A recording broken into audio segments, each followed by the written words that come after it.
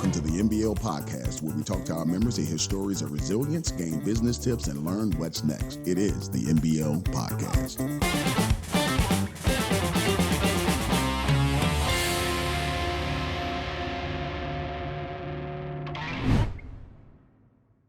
What's going on, world? It is yours truly, Micah White, Vice President of Development for the Metropolitan Business League, here with the MBL Podcast. Today, we have a special guest, a 5+ year member known by Kevin Fox, but in business, he's known as the Suited Fox Custom Clothier.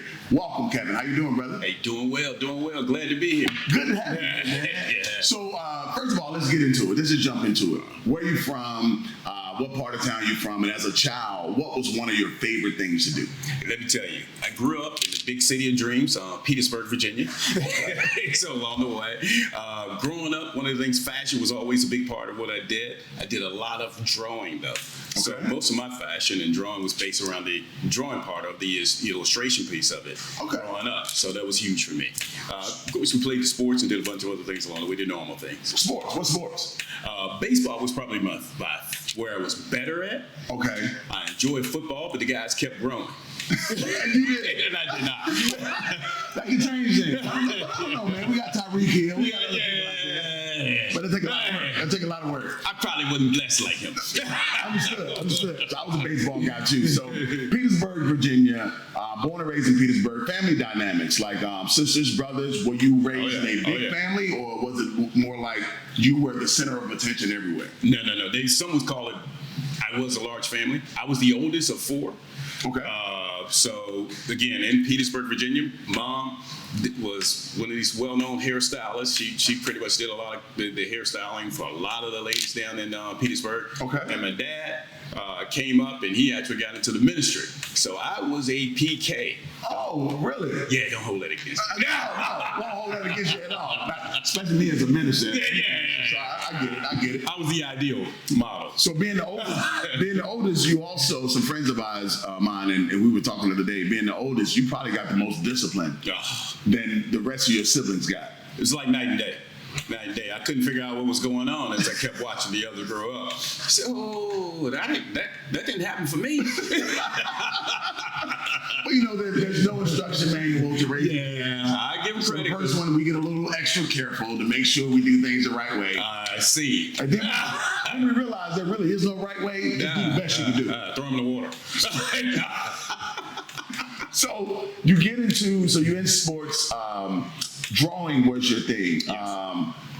How did you recognize drawing to be a gift? Was it like art class? Was it like sitting at home? I think it was sitting at home at first. My mom was artistically, she was gifted as well. Okay. So she probably put pencil and paper and everything in front of me, and then she realized pretty early that, hey, this may be your thing. So I kept drawing, got through, and just telling on my age. Big thing when I was in high school was the Prince and Michael Jackson type feat. Yeah. So we would have elections for school president and secretary and all the other stuff, and they would come to me, and it was one other gentleman that I went to high school with, and we would all draw their election posters, and it would have vote for this person, but it would have a picture of Prince or a picture of Michael Jackson on it. Yeah. And first of all, let me say this: that didn't tell your age, your beard. The beard. Really? Just want to put that out there. So you're drawing. At what point did, of course, as you said, then fashion mattered in high school. But at what point did you say to yourself, fashion is something I want to do? Like it is something I want to do professionally. Well, in high school, it was more about, the big thing was commercial art. Okay. So if you could draw, they wanted you to move to a commercial art field or something like that. That was all we knew at the time. Got it. So I ended up applying and got into VCU, their art department. Okay. So initially when I got into the art department, it was really about commercial art. I got into it and took an illustration class and realized it was a model drawing style class. And I kind of like the fashion part more so because I used to do some modeling and some other things when I was a kid. My mom would always have me in these little shows. So that's when I moved and knew it was more about fashion Got than it was. So I had to combine the two. So that happened in high school, but more so really in college. At VCU. Yes, at VCU. Okay, so now you're in college, you realize fashion is the thing. At the time, did you still think art, because you're doing art, right? Really, art is what you're learning. When did it separate? When did fashion not become a part of art per se, even though fashion is art? But when did it not become a part of art and it just became in your life its own thing? Right. It's you see, my path was weird because I did the fashion piece just because you had to do it in college. Okay. I mean, I did the drawing and all the other things. Right. But I also started working for an older company called Bridges of Georgetown. At the time, it was based out of Georgetown. And they had their stores here in Richmond. So I started working with them on their casual side and then on their suit side. I started selling suits, ties, putting things together. And I had a mentor of mine, a gentleman, he passed away a few years back, Spencer Rozier, who would actually take me through laying out the fashion. Okay. You know, the shirt, the tie, and we would have fun with it. I mean, if I had a suit, lay it out, and I could look over here and pick that shirt out, put it on it, then look here and grab the tie, and then wrap it up, lay it on it, and it was a game. Okay. Let's see how we can do it. So if I had clients coming in, and that's when I knew it was more about the fashion than the drawing. Yeah, the drawing was more for relaxation. It was almost my form of meditation. Okay. In a sense, which is why I couldn't get into the art field or the drawing field because they had deadlines and things like that. So I was more artsy, and that means we really don't have deadlines. You tell it. As an artist, an entertainer, but an artist nonetheless, deadlines are restrictive. But but when you have a job, you better meet those deadlines. Right. So now you're laying stuff out. Do you still draw to this day at all? Yeah, not nearly as much. Okay. I'll sit down and I'll still do some things, just sketch out. I also sketch out designs now in my world today because sometimes I'll have customers come to me and say, I'm looking for this particular design. And you're not going to see it anywhere, so I have to sketch it out. Got it.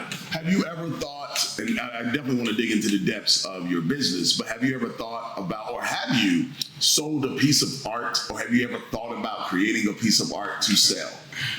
I've thought about it. It's probably been a while just because of a lot of the other things that I'm doing. But yeah, that is something that I definitely have thought about. Okay. Yeah. I think you should do it. Yeah. I think the Lord told me to tell you that you should do it. I'm receiving that. Amen. So you're doing your thing with Bridges from Georgetown. You're laying out suit. The brother Spencer. Spencer. Yeah. Spencer is helping you through this process as a mentor. Mm-hmm. When do you say, I'm going to do this on my own? Because as we think about entrepreneurship, a lot of people have that thought but aren't brave enough to do it. When did you say and make the decision, I'm going to do this on my own? All right. Was not at that time because number one, even at that time, just from my ground and growing up, my background, I did not understand the concept of entrepreneurship. I just understood the concept, go get a good job. Yes, as most of us do. Yeah, which is all I knew, and that's all my parents knew at the time, and that's how they kind of raised me to make sure you were secure on that piece. So even at that point, it wasn't a point of me thinking I was going to do this as a business. Matter of fact, I thought I was just doing it. It was a job. Okay. So therefore, what happened was, along the way, when I'm in that job and I'm managing and doing some other clothing and some other things for Bridges of Georgetown, I decided to change careers altogether and went into financial advising and financial planning because I felt like, I can make more money over here. Got it. That's why I did it. And I can help more people. And so I kind of stayed in that career for about 27. I'm still in the career, but I kind of really stayed grounded in that career for a long time. Got it. 2016, 2015, I started thinking, I want to get back into fashion. I had a bunch of guys who were coming to town who were selling their own line of suits or selling their own line of custom clothing. Mm-hmm. And what would happen is my buddies would go and buy that custom clothing from these guys. They would call me to come out to make sure that those guys who were selling were telling them the right thing. Oh, okay. Yeah. The fashion consultant and had no idea what I was doing. Right. I'm just like, yeah, whatever, I'll be there. And so we're there, and then a couple of guys said, well, you should probably just do your own deal. You can kind of run it through me. Okay. And I said, whatever. Still didn't click. The entrepreneurs did not click. So I just said, well, let me just try it, and I'll go in. He says, well, just run it through me. Everything, I'll send you all the fabrics. You go from there. Let it sit for about a year and a half. Really? Somehow. And this is when, you understand God has set you up, and He's setting you up for success. I had manufacturers contact me because they knew about my logo or my brand, and they found me. Eliminated all of the middle people. And said, you just deal directly with us. And then we started working with them, and still let it sit for about 6-7 months. And they'll hear me now, and I'll tell you, the only reason I got going again, my buddies wanted a discount. Wow. The homies wanted a discount. That's how this really got started. Wow. Yeah. So now that you're with us, the community is with the Suited Fox. Tell us about your brand. What is the Suited Fox? Right. What is the experience of the Suited Fox? Well, we believe in, when I start talking about our brand, I always believe custom is a lifestyle. And when I say custom is a lifestyle, it's a lifestyle for that individual along the way. So that individual style is their style. We believe your style, your way, that's how we're going to put it on. Okay. Now, what we're going to also make sure of is if you come to us and say, hey, this is what I'm looking for, this is what I'm used to wearing, we're going to give you consultation because we're going to tell you that works, but, or that works, let's go with it. Understand this is here the dynamics of your fit. And what's happening and how you're going to be portrayed when you're out in the marketplace versus what you used to be. So we got into more of the consultative piece as opposed to just, I want this ordering, almost transactional. We don't believe in that. So let's talk about custom clothing. Both of us now have a custom suit on. Mm-hmm. How imperative is it for a businessman to have at least one custom suit in their closet? Yeah, I would probably take it a little further and say that businessmen should have more than one custom suit. Okay. They should have your basics, which would be the navy, the charcoal gray. Probably it's okay to have an olive/tan suit as well. Okay. And then sometimes a gray or a navy pinstripe works. I think the black suit comes in. You just definitely want to have that as well because there are going to be events that you need to attend, and the black is versatile for those type of events. So you want to have that. So that's your business person. I think the individual that normally doesn't wear a lot of suits is the one that always needs to have what I call a go-to suit. Okay. No matter what, if they've got to go out with their significant other that evening, or they've got an event, they can go to that suit and know they're going to look good in it because it's made for them. All right. Now, also, I saw Steve Harvey had put something out where he said pretty much those same colors. Mm-hmm. And one of the things he also said is that not only can you wear these colors straight, top and bottom, you can, it's versatile. Yeah, create a number of outfits with them. I am probably I'm not in the minority, but I know it's not in vogue to say. I don't like mixing suit. Okay. That's just me. Okay. I think if I'm wearing a blazer, I want that blazer to be from this blazer batch. Got it. And slacks to go with that blazer. Because then it's their wear and tear on your suit that you normally wouldn't have had. And then also that could be the Aries in me. I don't know. Your fashion and your style is what fits you, right? So, all right, let's talk about materials. Mm-hmm. Throughout the year, climate changes. Right. Colors might be popping at certain points and not others. Mm-hmm. How do you measure what material as well as what color you wear during what particular time of the year? Wonderful question. All right. Typically, if you're getting the colors we talked about earlier, spoke of, they're year-round. Okay. All right. You can wear them annually. It doesn't matter what season or what time of the year, as long as the fabric is a nice wool, 120 weight, and it's different weights to fabric, but let's just say 120 or better. You're fine. You're fine on those colors. Now, when you start getting into late spring, summer, and even early, right into before you transition into the fall, you're going more. You can actually add in some linens. You can add in some silk linen combos. You can do some, of course, seersucker. There's different versions of seersucker. Yes. You got a cotton version. You got some other versions that will actually be less wrinkled. And oftentimes people look at me and they say, well, I don't want the linen because it's going to wrinkle. I don't want the seersucker because it's wrinkled. And that's fine. Stick with a lighter wool on that time. And that way you don't have to worry about the wrinkles. I've always said that if you're buying linen or you're buying seersucker, you know it's going to wrinkle. Got it. That's part of the material. Right. Now, when you get into the fall, you're back to your year-round areas because it's still kind of, especially in Richmond, because you never know what you're getting in Richmond. One day is 85 in the fall, and the next day is 50. So we just don't know. So you want to keep a pocket where you can kind of be real versatile there. Colors can change also. You get in some of your lighter blues in the spring and summer, your tans and some of your lighter cream colors. Your greens, your sage, some of those, they're really popping in color. Of course, one of the large colors now, you see a lot of coral, you see a lot of pink, different shades of pink during the spring and the summer. That you can add versatility to your wardrobe. Got it. And it's good when you're going out. It's good throwing a jacket. Throwing it on with jeans. You can do it any way you want. During that time. So let's back up a little bit. Weights. One that's listening to this podcast would say, what does he mean, weight? Right. I understand weight. Explain to the people in your way how to decipher weight and what's good weight, bad weight, depending on times. Here's the deal. Most fabrics are going to come with a certain weight. Normally you're going to see them from about 110 on, and you can see them as high as 280, and that means how the yarn is woven into the weight. Some is lighter, some is tighter weight. That's all it means. Now the other thing to keep in mind is depending on where that fabric is coming from, sometimes they just throw numbers on that fabric. Yeah. So I've always said the key really to picking fabric is touching it. Okay. You're going to get a feel for it, try to see what type of give is in it. If it barely is pulling like this, that means that's how it's gonna fit on your body. Got it. Which you're gonna be miserable. Got it. Understand? Don't breathe. Don't breathe and anything like that.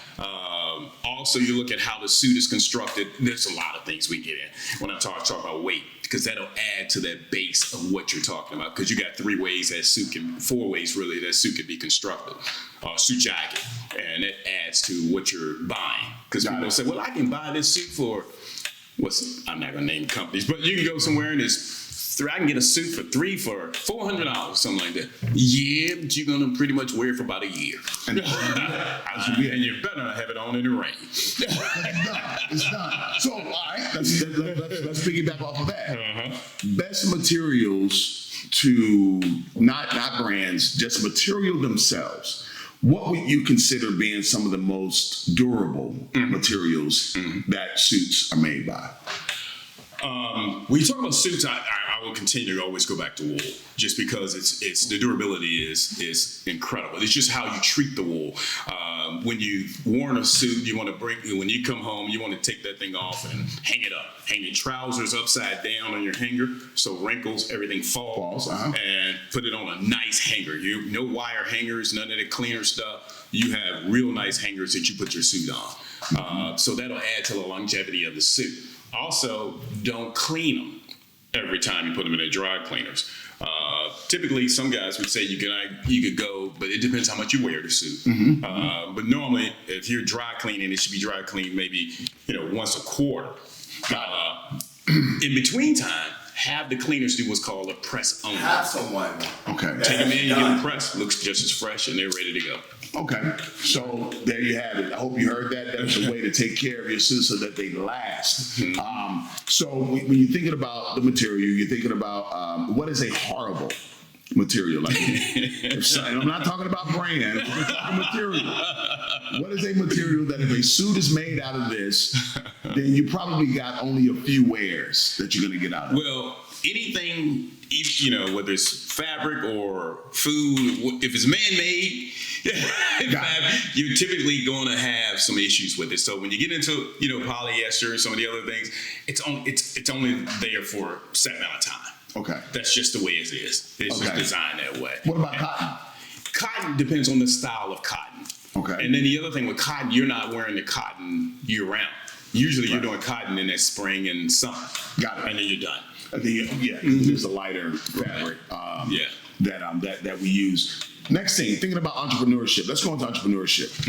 How difficult, or was it difficult, for you to understand that you had a skill set, but there has to be a business element that you must do to maintain and sustain your skill set moving to the next level? How hard was that transition? Or was it? Yes, it was hard.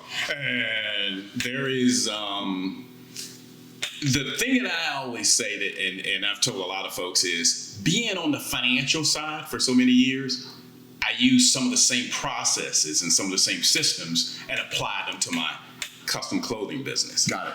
And I think that's helped me eliminate a ton of mistakes. Having said that, I made a ton of mistakes along the way. Just trying to build a brand out, build a business, using my, understanding my client base, doing different things as far as my customer relation piece. All of those things help from the financial side, but then there are still things I have to tweak because this world is completely different. Got it. Compared to Got it. So if you could give an entrepreneur right now that has already started their business but is struggling with the same thing, or an aspiring entrepreneur, what would be the one thing you would tell them to make sure in the very beginning you take care of ... Right. Of course, all your basics, your filing, your all that stuff is basic. The other thing is, it's okay to have a mentor. It's okay to reach out to someone. When I came into the business, one of the things I did was I saw guys who were doing it, and I was not afraid to say, hey, listen, I don't mind. I can treat you to lunch. We can do some other things, whatever you need me to do, but I have some questions for you. And I still do that today. Because as I expand my business, there are other gentlemen, and some of you, we are all acquainted.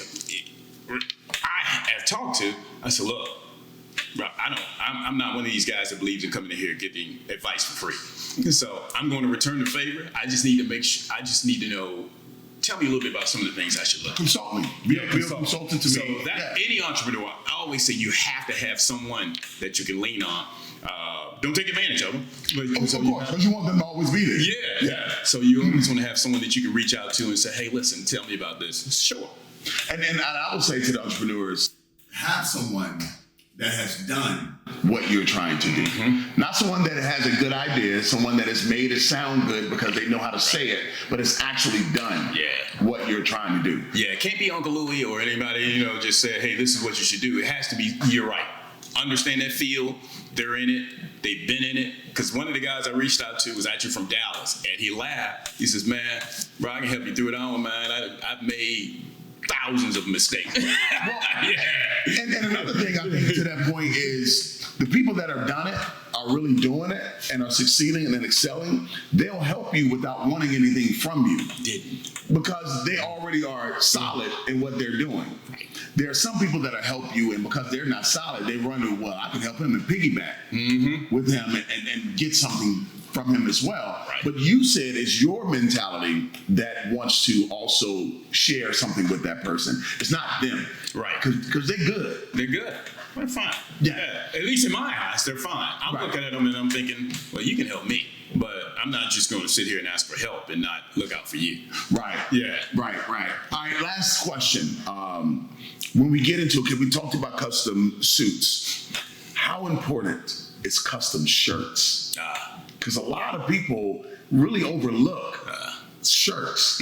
How important is custom shirts? Well, if you've got a suit custom made for your body, your spec, the shirts that you're going into in the store, remember, are just blocks. They may say it's slim cut, they may say it's taper, they're going to say this sleeve length, but it's still not cut for you. It's cut for a number of individuals who can fit into that rim, into that same size spec. And you still have to make it work for you. Custom shirts will actually fit underneath your suit. It's going to line up the way you want it to line up. You're not going to have to worry about doing this on the tie. Holding your breath, kind of sticky. Don't do any of that. Your sleeve length will be right below where it's supposed to be of the suits. All of those things are custom. And just like custom suits, your custom shirts, you're going to get some wear out of it a lot longer than you will. Than you would the standard shirt. Yeah. Mm-hmm. All right. Well, I said that was the last question, but I really have one more because we cannot forget the most important being on this earth. You are now dealing with women. Yes. And custom women clothing. Yes. Talk to me a little bit about that. It's actually more fun with women because they have so many different designs and different ideas around the features and what they want on their style. So it's a lot more fun because with us, we know what we want. It's 2-button, 1 button, and we're very practical. Yeah. Blue. With them, they'll come to me and say, "Look, I'm looking at this pocket, and can you cut from the button, do what's called a cutaway, or can you do a cape sleeve?" And so it gives me back into my fashion illustration side. Because I've got to design and sketch it out before I send all the design. So it's more design work with ladies. But right now, ladies are about 38% of my business. Wow. Yeah. Already. Oh, yeah. How long have you been dealing with ladies' custom clothing? Probably about 5 years. Wow. Yeah, about 5 years. So almost 40% of your business is coming from ladies. Oh, no, and that's, that's going to be... That's going to grow. Yeah, that's consistent, yeah. And also, now I have a number of ladies because I do a number of private trunk shows as well. And it's about 25 ladies. And that's all it is. Ladies, they come in, they private trunk shows, they're getting design, their shirts, blouses, their suits, everything. Wow. All right. Tell everybody where they can find you. How do we get one of the Suited Fox's custom clothier outfits? You got it. Of course, on all of the social media platforms, I'm at The Suited Fox. That's The Suited Fox. You'll find it there. Website is, of course, thesuitedfox.com, but you can find more updated fabrics. You can find more updated looks, of course, on the Instagram page, the Facebook page, a lot of other things. And rep at thesuitedfox.com is the email address. Okay. Where you can get me there. And easily, that's where most people are going to catch me right up. Dig it. So you are here. This is Micah White, my buddy, friend, and partner, Kevin Fox with the Suited Fox. I hope you enjoyed this particular podcast, and I hope you can walk away making yourself look better so you can feel better, which will make you do better. It's the MBL Podcast. Enjoy your day.